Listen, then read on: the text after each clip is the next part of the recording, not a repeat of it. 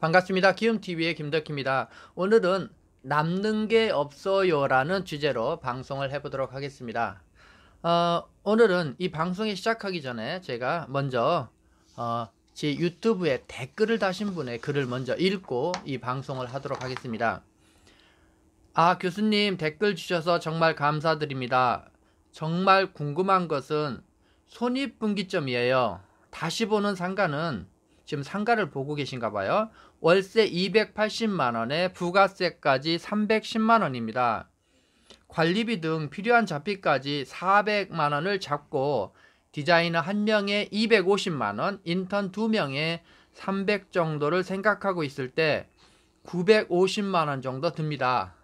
제 월급은 없다 치고 여기서 궁금한 것은 세금 등 식비 같은 거 생각하면 1200만원이나 1300만원 정도가 손익분기점이 나지 않나요? 라고 질문하셨습니다. 보통 이분도 이제 그렇게 댓글에 남겼습니다만은 월세가 300이면 3000원 해야 한다고 하더라고요. 일단 동네 상권인데 아파트가 정말 많습니다. 잘 되는 점포도 주변에 많고요. 제가 1500만원을 할지 무섭습니다. 브랜드샵에서 2천만원 정도는 해왔던 거에 비하면 새로 시작할 때 50%인 1000만원 정도는 할 수 있을까 궁금합니다. 걱정입니다. 그리고 이렇게 또 써놨어요. 미용실을 하지 말아야 하나요? 다들 이렇게 시작하는 건지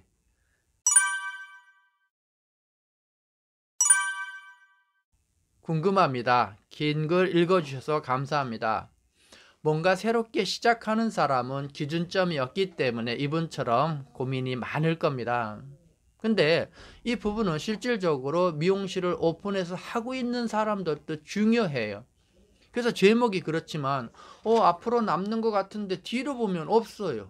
어느 날 돈 벌어서 장비 사고 어느 날 돈 벌어서 미용실 인테리어 다시와 가다 보니까 돈은 버는 것 같은데 남는 게 없는 거예요. 그래서 미용실의 이 손익분기점을 계산해보고 측정하는 건 아주 중요합니다.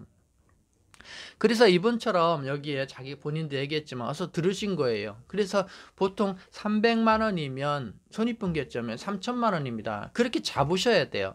그래서 투자에 대한 이자, 그 다음에 미용실은 감가상각이 돼요. 그래서 인테리어를 한단 말이에요. 그런 부분까지 포함한다라고 하면 여러분은 임대료가 전체 수입의 10%를 유지하도록 해야 됩니다. 물론 오픈해서 몇 달 동안은 그렇지 않더라도 정상 궤도는 반드시 그렇게 돼야 됩니다. 그래서 지금같이 신규 고객이 지금처럼 오픈빨이 이렇게 없는 단계에서는 이게 장기간 될 수 있어요. 그래서 제가 다른 먼저 방송에서도 신규 자기 고객이 확보가 안 되면 상당한 시간을 걸릴 수 있기 때문에 준비하거나 홍보 네트워크, 홍보하는 방법을 갖춘 다음에 오픈을 해야 된다. 그래야 고통이 적어요.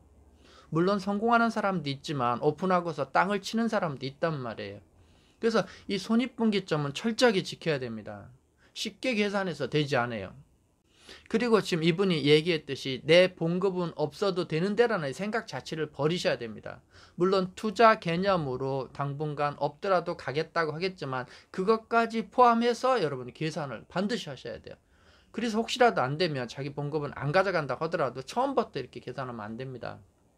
그래서 이 매장이 월세가 300이면 3천 할 수 있는 조건이 돼 있는가라는 걸 봐야 돼요.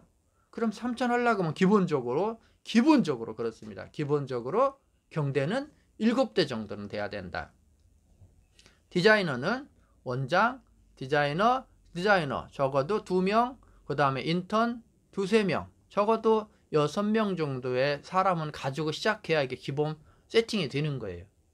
근데 단지 나 하나, 디자이너 1명, 그 다음에 인턴 2명, 여기서 디자이너가 들어가고 나가고 인턴 들어가고 나가고 그러면 결코 이 샵들이 제가 유튜브에서 계속 얘기합니다만은 3~4명을 하는 이런 샵이 아니라 결코 잘못하면 1인 샵의 매출로 굳어져 버려요. 그러면 지금 300인데 내가 아까 본인이 얘기했듯이 1500을 한다라고 하면 이거는 엄청나게 이 손익분기점이 안 맞는 겁니다.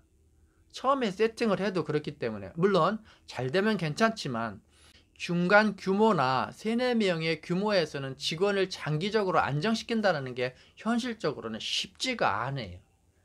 그래서 가족이 한다거나 부부가 한다거나 그런 경우는 2, 3명이 하더라도 생산성이 있고 장기적으로 근속의 연속성이 있기 때문에 수익을 잘 내시는 분이 되게 많아요. 그래서 예를 들면 부부가 하는데 뭐 1,700을 해요. 어떻게 보면 떼더라도 한 1,500, 1,300이 남는 분들이 있단 말이에요. 그러나 지금 그렇지 않은 경우는 이 선입분기점을 정확히 좀 챙겨야 된다. 정확히 좀 여러분이 엄격하게 선입분기점을 계산해서 따져서 샵을 오픈하거나 거기에 대한 지침으로 경영을 하셔야 됩니다. 지금 여기에 질문하신 분도 마찬가지예요. 그러다 보니까 본인이 또 그렇게 얘기합니다. 하지 말아야 되나요? 하지 마는 것이 아니라 준비해서 해야 됩니다. 그래서 함부로 출점하지 마라. 준비되고 출점해야 된다. 예전처럼 기술이 있다든지 예전처럼 자금이 있어서 하는 것이 아니라 지금은 자기 고객이 있거나 고객을 모으는 능력이 있어야 된다라는 걸 꼭 염두에 둬야 됩니다. 꼭 염두에 둬라. 그래서 지금의 시대는 그렇게 바뀌었습니다. 그래서 어쨌건 이렇게 마음을 굳히고 준비하고 계시니까 잘 되기를 바랍니다. 잘 되기를 바랍니다. 그래서 내부 운영 계획이나 내부 시스템을 잘 만들어서 꼭 성공하는 위용이실의 원장님이 되시기를 응원합니다. 잘 되기를 바랍니다. 자, 오늘은 여기까지입니다.